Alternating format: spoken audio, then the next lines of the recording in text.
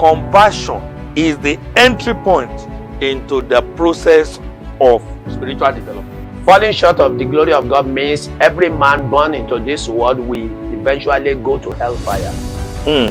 But God does not want that to happen at all. And so God initiated the process by which this fellowship can be renewed.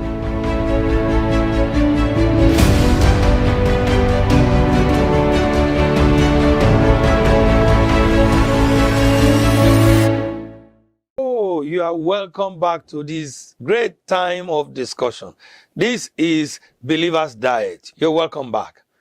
You see, it's worrisome where the teacher in the school, especially Christian teachers, not necessarily in Christian school, because there are so many Christian teachers who are not in Christian school. But it means that God is entrusting them with the life of the young one, far beyond just impartation of academic knowledge. So even if a teacher in a public secondary school is a Christian, you have a responsibility to impact the life of all the children that are placed in your care. Yeah. You have a fundamental care or fundamental responsibility to lead them to Christ. You have a fundamental responsibility to disciple them. Yes. I remember one of my teachers in secondary school, and I will never forget him. His name is Mr. Baptiste. I don't know if any of his children or maybe he himself will stumble on this. See, I just got born again then, and then I needed my parent at home. My mom particularly just got angry with me and all of that, and she said she was not going to give me any money to school again. And this man he's a Christian teacher, and this man from his meager salary started supporting me little by little, and that impacted my spiritual life because it encouraged me. So I think that I want you to lay a little bit more emphasis on the responsibility of the Christian teacher, both in the Christian school and even in non-Christian school.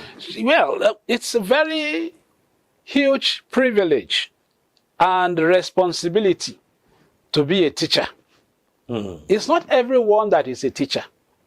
If we are opportuned to be a teacher, you can't tell how many children will pass through your hand.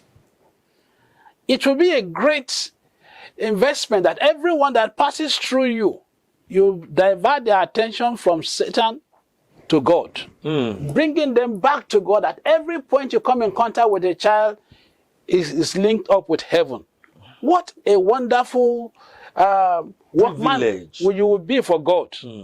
And you know, they come to you, some of them pay to come. They are consciously there because they must be there. And you just play that little role, and they get repented, and they turn to Christ. This teacher also, let me also say, the teacher in church, we are not underestimating the value of that teacher also, the Sunday school teacher. The Sunday school teacher, one thing I want to beg of our teachers is to make themselves available for child evangelism training. It is not just an NCE or whatever program they are running. Apart from the secular academic exposure they had, they also need to undergo a training on how to evangelize the child. When you get this training, whether you are in a primary school or secondary school or even in higher institution, you become a wonderful instrument in the hands of God for soul winning. And then if you are in a church setting, you will make a laudable impact in the life of the boys and girls that come into the church setting. Oh, what a wonderful time we've had so far. It's been an enjoyable conversation. And I believe that there's so much insight in what we're talking about. So we're just going to have a short break. Please stay tuned and join us in a few seconds. God bless you.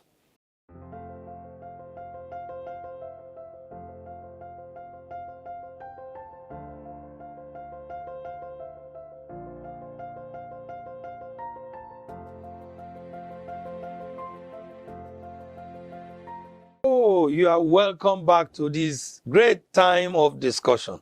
This is Believer's Diet. You're welcome back. I was about to ask you this question. I'm glad that you are talking about it.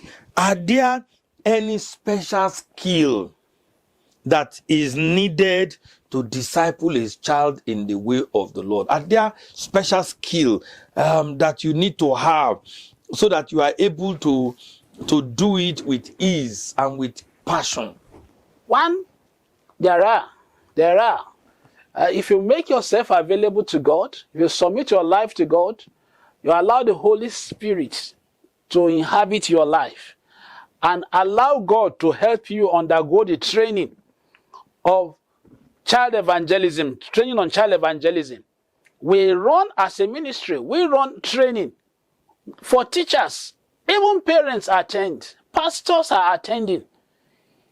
If we must get the future, every Christian needs to get this training so that our children can be preserved. We can secure them. There is nothing else we take along to heaven apart from our children. What it takes. I know a parent. She was a lecturer in University of Abuja. When she started having children, she resigned her job. She stayed home and homeschooled her children in this country. Those children are graduates and they are living on their own today. I know that parent, Ebeli Akore. She resigned her job. For 8 years, she sat with her children. The children didn't pass through formal education until they were in primary 5. What? She homeschooled them. Those children, I was with them, they are my daughters. But today, they are standing. It's an example of the determination that my children will not miss it. I think that it's a major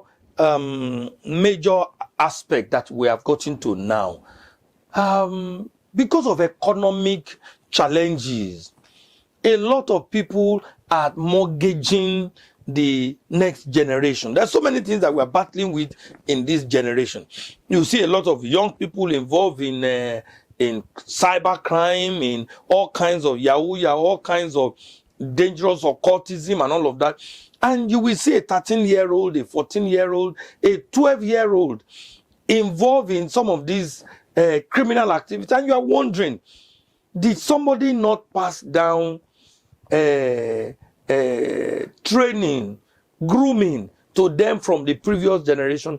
But it seems that because of economic challenges, we are losing sight of the investment we are supposed to be putting into our next generation, because it's our next generation. We reflect what we have transloaded, like you pointed out, what we have transloaded into them.